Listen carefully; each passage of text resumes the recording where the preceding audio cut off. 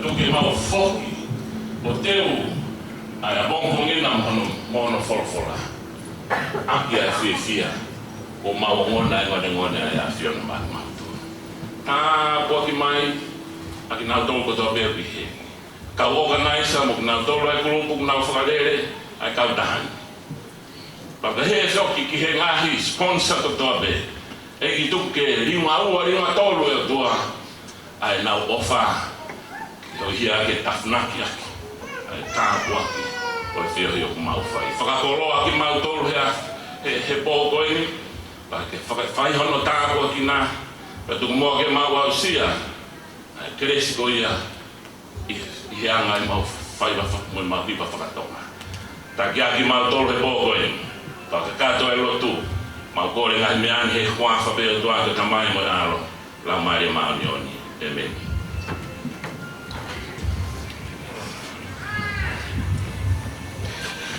Whamalola hiatu e whaiwhikau William e whinau, whawhofa pito ho lotu e whiawhini. Koutu i maha ki toi lava ki Saionia pongpongo, os kakato e pe he lotu koe ne whaiwhikau e whiawhini. Malo pito e maukoloa, os lava e pe whakamea i o e tau kahau. Tulo watu tahini sāloti, koe whakamari e koe ni, o ko taritari whiawhia ki Motolu ki he mo'unga poto, pe koe Mount Smart Stadium. Koe ape nia oe mate matonga. Kike toi ape nia ai New Zealand Warriors, koe ape nia a tau tolu tonga i Aotearoa. Koe whakamari e koe nia mo mea i pe ho eiki makainga, koe polokalama whako e whiawhini o kusivi ia i he kau whakamao. Koe kau whakamao koe ni, koe kau whakamao koe ni he whare hopo. Koe kau whakamao koe ni na mau kumi mai nau tolu me he ngahi whare koloa i Siaina, o mau mai ki nau tolu o puke i nau tolu o mau mai he whiawhini. Ko ia koe whiawhini te hanga pe o whawhi loa ke tu tahataha nau tolu ka nau lava mai pe ke nau te pire. Pekoska te toki whahoko atu ai komiti koe ni ao niu.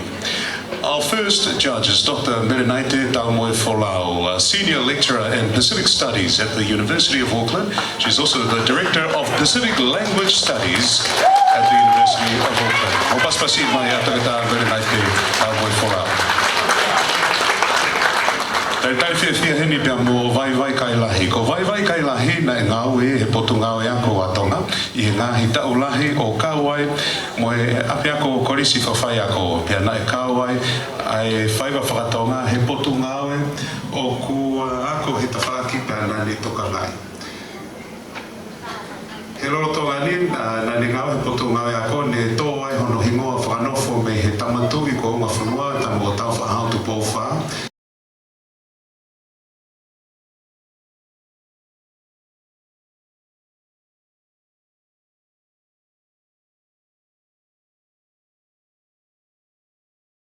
Whiawhia koe vai kai lahi. Koe matāpura mohoko ko Niulala Helu. Ko Niulala Helu na e o mai pe neki i whamatala nou pe, ko Niulala mei foa haapai. Ko ia pe. Ia pea foa. Short and sweet.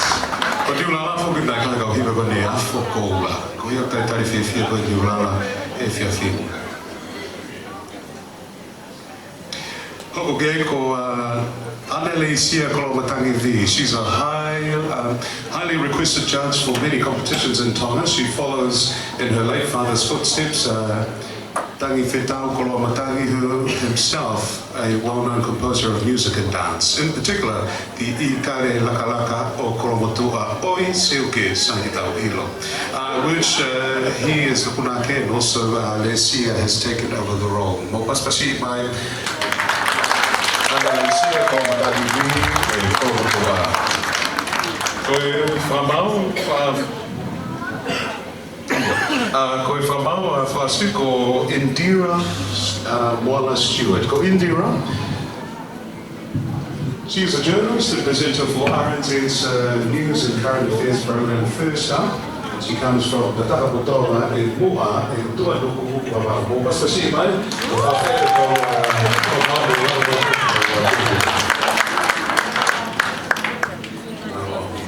Tau hopa na teki ko miti koeni ai ao niu. Eu fui lá e me roubei, porque aí eu estava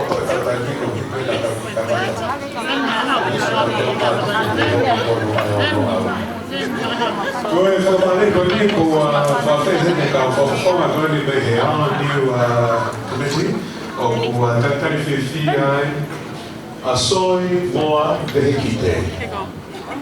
Ko soi moa vehe ki te koe ni re mai me toa hola whahewha mo nei afu lolo alai walu kai takai whala ki maofanga o Nito Ua. Iwi, Miss Hegala. Howard Kei ko Lavinia Teresa Finau Fareofa. Lavinia Teresa Finau Fareofa. Former Miss Texas Wafitahanima, Wafitahano, ko nilere mai me niwa fo'o eua maufanga, pera moe kolo kakala me te takamotonga, mauhoa kia siare, haiwala moe otu mo'omua haapai. Hoko kiai ko Ophelia Kirikiti Kawa, ko Ophelia. Former Miss Texas Wafitafiku, Wafitahavalu, and the former Miss Hela Tonga, Wafitafiku, Wafitahavalu. When the letter mai me he kariko pau, seki oe walongolongo, tapulululu, siare haiwala, pea moe taaki moe aka, te eki mauhoa. E foi mea nai highlighti mai heli o te eki ke mauhoa. Te toi ake ma Maria atu, te eki o sai. Whanau sipe, koia. Sai. Nē toke ke hako telefone mai whi mea koe ane nai. Whanau sipe ko Stephen to ia, ko toko taha koe ni, ko formal I karitahi ma te Maratonga, Silver Fern, Black Sox, White Sox. Whaiga sto keni pe ko ni osi au i kita whakoia. Mo paspasi mai komiti. Te koe pataloni ai komiti au niu, ko taitari whiwhini, Ivana Vaia Maka. Koe pataloni o komiti kātoana au niu, me he hara tukutoa. Fupiu ko whanongo talanoa, ku whangalope ka koe taha o e ngahi, wha alama o e mapu a Vaia. Oi seuke, ka ko mauhoa ki ofu, wawau, tongalere ka hapai, mo paspasi pai ai komiti. Mare ko ni te whawhi ia pe patalone ke ne mea mai o whahoko te ki iria taitari. Malo.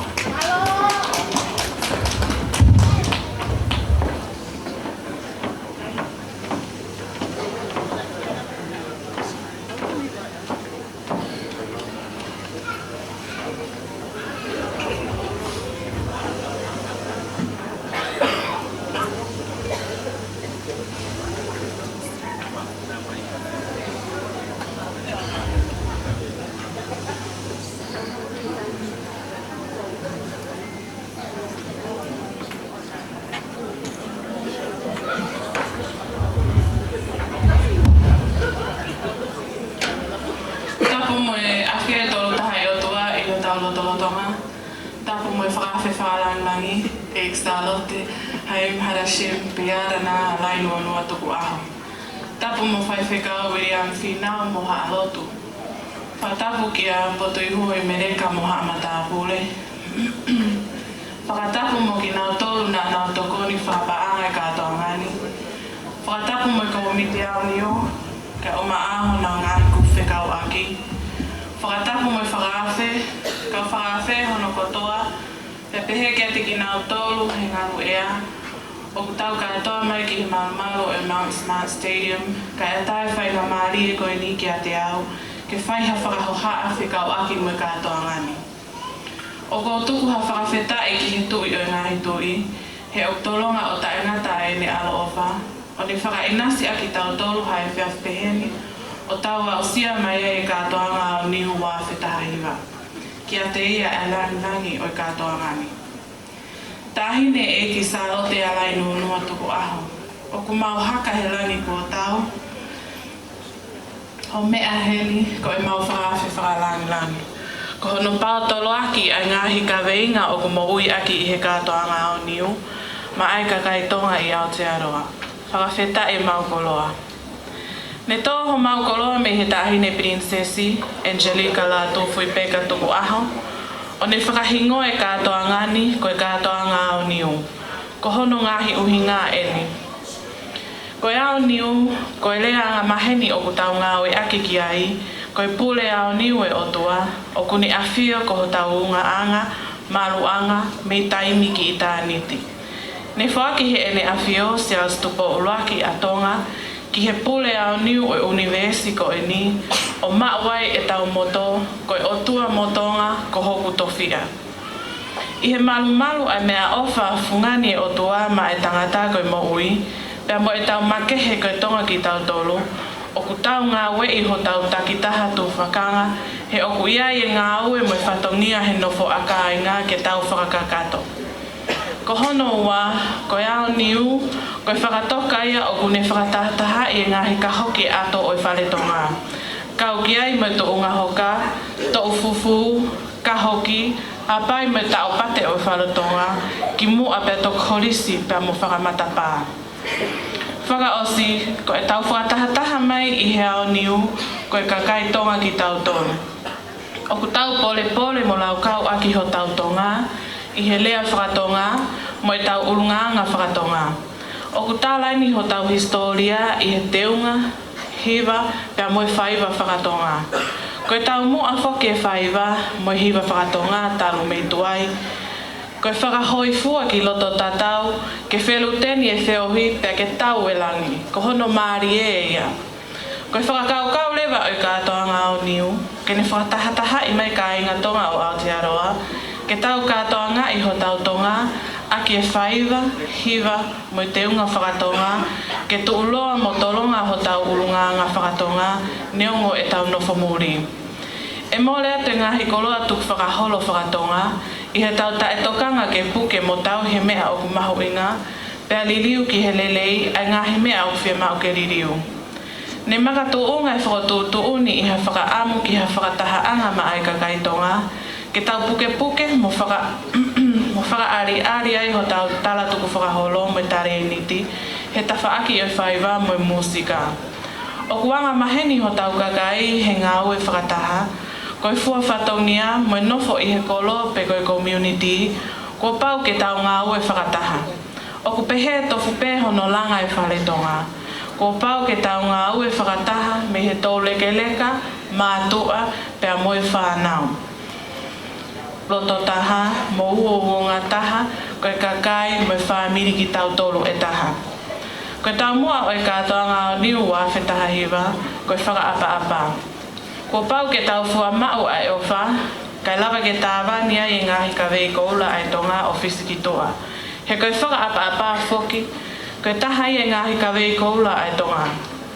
O ku hae whakaapa i he tau lea, teunga, urungaanga, moyanga e tau whiohi, he o ku ne tālai ho tau tonga. O ku mahu inga ke ilo ai hako tupu o tonga, ke nau tau he koloa mahu inga koini te lia e kahau.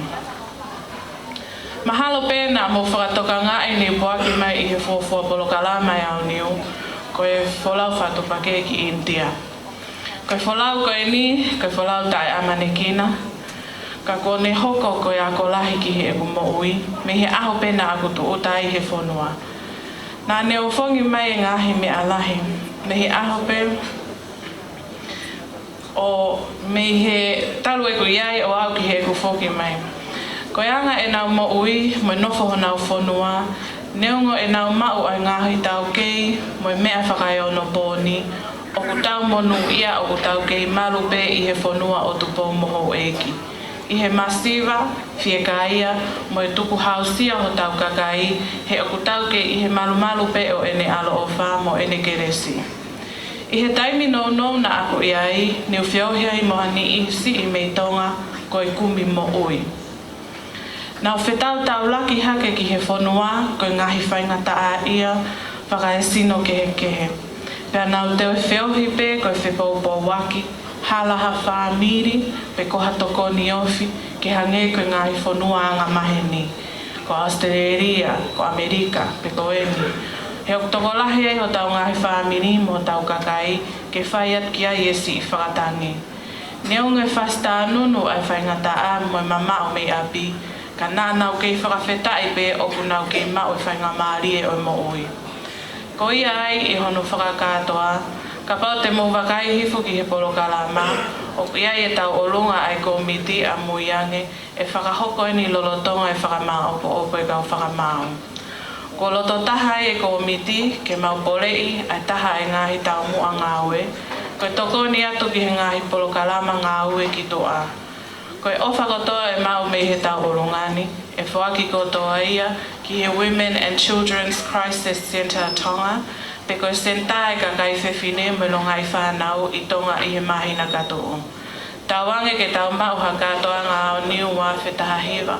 O kuni whakatukulaki ai loto i tonga, ofa whonua, moi mātea ki i ho tau tonga. Lewele mai malanga kau tatau atu.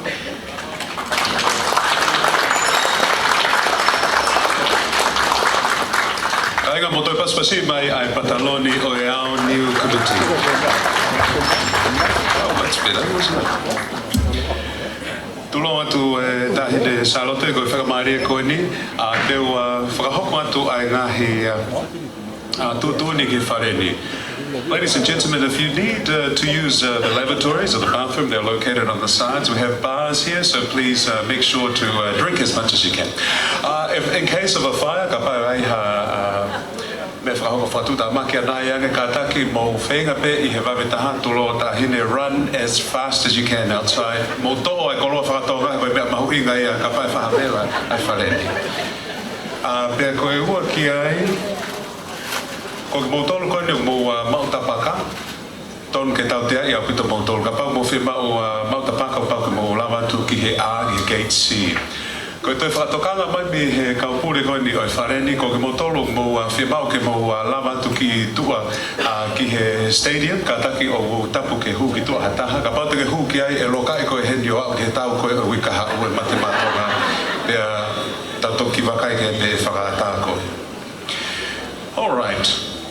With our formalities out of the way, it's time for some performance. Ko wakaya ka motolu mo whimau ke tau ki hoko ka whasi ke tau ki wei ai ho tau sino. Ko e uraki whaari ari o e whiawhinia ku taitari whiawhia ai matapure ko e ni ko tapu ke whakaanga ki wawa ulahi ai iloa ko Triller. Ko hono taua tolo e ni pe koe mokopuna tangata lahi taha e ni o sifa pa uvare, pea mo meriane lolo hea pa uvare me where mea hapai, whonu moe moa vai ko niu toa, pea moe lolo halai walo me tukulalo, pea mo hakio. O kune manako ki he hiva moe musika, pea o kune mahu inga ia au pito I hono poupou I mo whaitoko nia e tau whanau ke nau ngau e aki ho nau ngā he tare ni ti ke pautolo aki ai e tau rea whakatonga mo e tala whakafonua ki whakoloa aki ai fonua ko tau hiki fonua mai ki ai. Ko ia e hou eiki mo e kainga o paspasi I mai a tapu ke whanga ki wawaulahi a.k.a. Triller.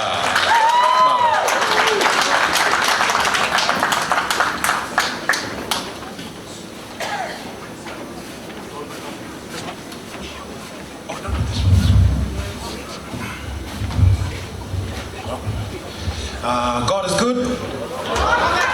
All the time. God is good. All the time. Whaiva koe ni o atu e tahine princesi. Mo ki mautolo ko tau peo mo I heni e whiawhini. Malo.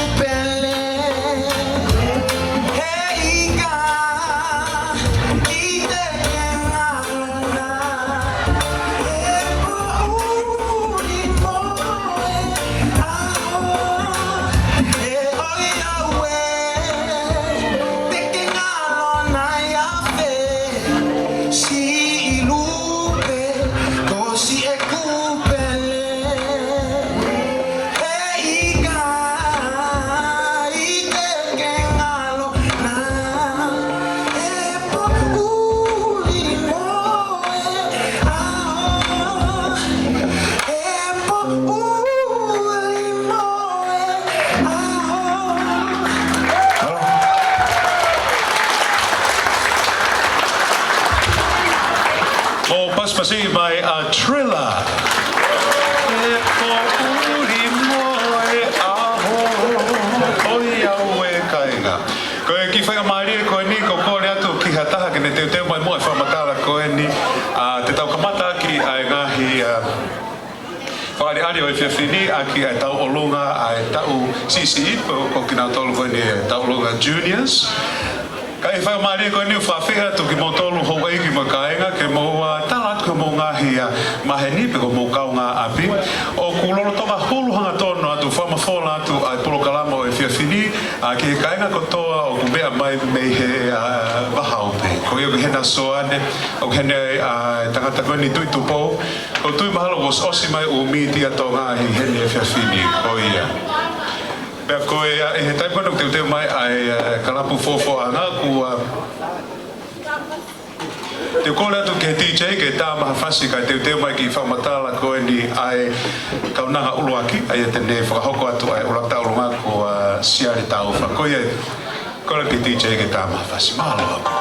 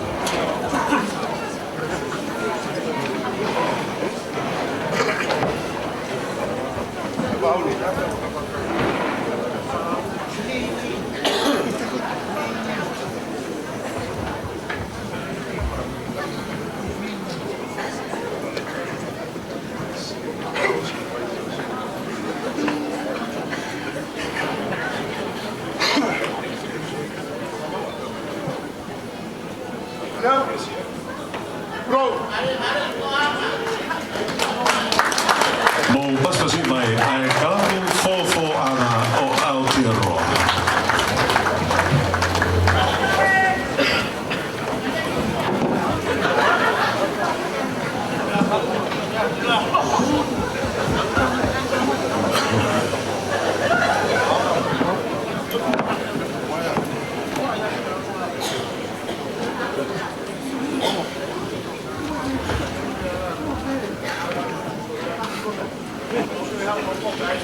Tula watu kainga. Koe ulaki whaihari me whewhine e tau ulunga. Koe ki whewhine koe ni ko siare tau wha. Mo paspasi mai. Tau whitu. Ka rolotonga ako tau ulunga he karasi whe onu koula academy. Mo te paspasi mai siare tau wha.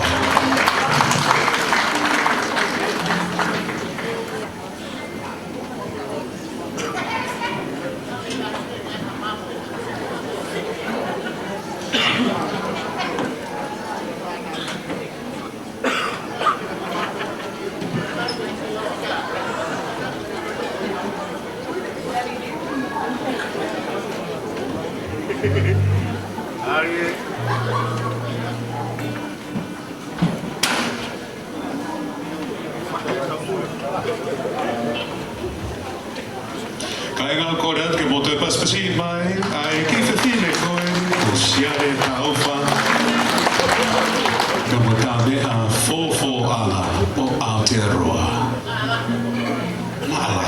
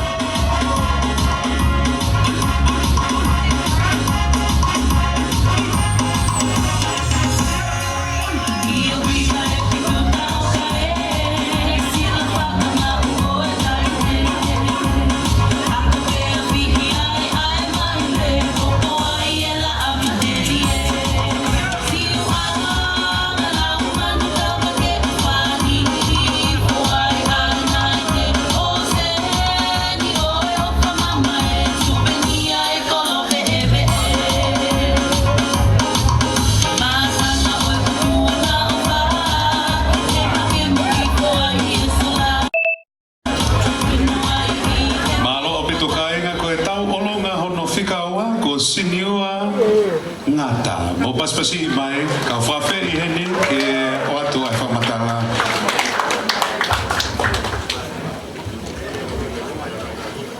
Koe tala whakatapu e ko a whaki. Pia ko kore ke hufanga atu ai. Tuku mua ke whakaha atu ai ki whine motu atu ani. Ke mea I he hao whangani. Ko hoku hingoa ko sini ua lei aloha heft ngata. Ko hoku tau tahatolu eni. Lolo tonga ako I he api ako Diocesan School for Girls. Ne whanau I peau I Nusilani. Ka ko ek whekalei mai me he maka ko Pauline. Futu ko holani. Homa te te wha. Homa le ea mo alo I talau. Pea mo lolo paango mo umutangata. Ni wao no ko mo ki fanga ko faulo. Ko hake anga o lo tu. Pea mo api ko matawai mo ui tape ki tonga. O ko fie fia I he kukau he wei pa I he whaiwa whakatonga. Neo ai kai te upoto he wholahaka mo I whakatau pasi. Ka ko lau kau ke kau he poke poke a fufula e tau whaiwa whakatonga. Ko konga ia kune tala ko ki whine mui tonga au. Lewa rewa whakahoha tua o whātu. Kai ngā mō paspasi mai a siniua ngata pia mo tā mea fofo anga.